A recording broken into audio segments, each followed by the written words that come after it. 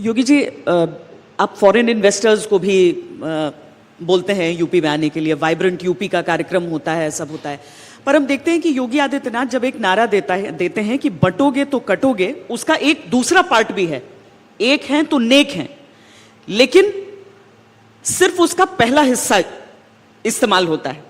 और आपके बारे में यह कहा जाता है कि बंटवारे की राजनीति करते हैं, वो तो विभाजनकारी बातें करते हैं।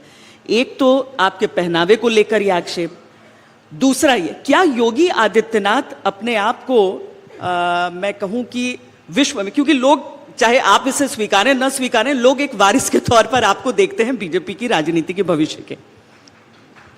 तालियां बज गई, उससे काफी आप स्पष्ट समझ सकते हैं, आप खुद सुनते होंगे वो नारे। क्या आपको विदेश में जो कुछ चल रहा है उसके प्रति आपकी अपनी राय, एक जो आप में एक वैश्विक नेता देख रहा है, आप स्वयं में देख पाते हैं, आप उसके बारे में धारणा रखते हैं? देखिए, उत्तर प्रदेश ने इन्वेस्टमेंट के लिए अपनी पॉलिसीज बनाई हैं। हमने 33 अपनी सेक्टोरियल पॉलिसीज बना करके और निवेश को हम आमंत्रित कर रहे हैं। मुझे एक बात बताइए, जो सो कॉल्ड सेकुलर थे, सन 2000 से लेकर के और 2017 तक यूपी के अंदर कुल एफडीआई जो आई थी वो आई थी मात्र 3000 करोड़ रुपए की, और 2017 से लेकर के अब तक जो एफडीआई आई है वो आई है 30,000 करोड़ रुपए से अधिक की। आप मुझे बताइए, 17 साल में जितना आया था उससे 10 गुना हम 7 साल में लेकर के आ गए। और एफडीआई की, आज देखिए, मैं स्वयं नोएडा, ग्रेटर नोएडा में था, मैंने वहाँ पे माइक्रोसॉफ्ट के एक इंडिया डेवलपमेंट सेंटर का मैंने स्वयं आज शिलान्यास किया है।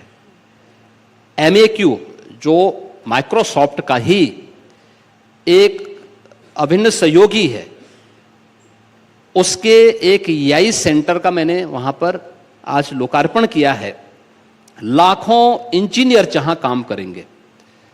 आज ही मैंने सैफी के एक डाटा सेंटर का, जो एआई बेस्ड नॉर्थ इंडिया का पहला डाटा सेंटर है, उसका मैंने वहां लोकार्पण किया है। अब मुझे बताइए, ये सब तो एफडीआई ही है, ये सब एफडीआई है। देखो, हमारा घर मजबूत होगा तो दुनिया आपको सलाम करने के लिए आएगी, सैल्यूट करने के लिए आएगी।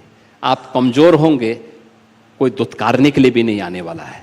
ये मान करके चलिए कि हमें भारत को मजबूत करना है, और भारत के डेवलपमेंट के लिए और विकसित भारत के लिए प्रधानमंत्री मोदी जी का जो विजन है, उत्तर प्रदेश उसमें ग्रोथ इंजन का काम कर सके, उसके लिए हम लोग कार्य कर रहे हैं।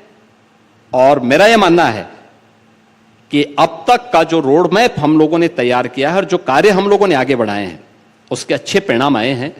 आप देख सकते हैं, 1950 से लेकर के 2017 तक उत्तर प्रदेश की कुल जीएसडीपी थी और कुल 12,75,000 करोड़ की थी, और 17 से लेकर के अब तक, यानी 31 मार्च तक यूपी की जो जीएसडीपी होगी वह 27 लाख करोड़ की होगी, यानी दोगुने से अधिक। पर कैपिटा इनकम को हम दोगुना करने में सफल हुए हैं।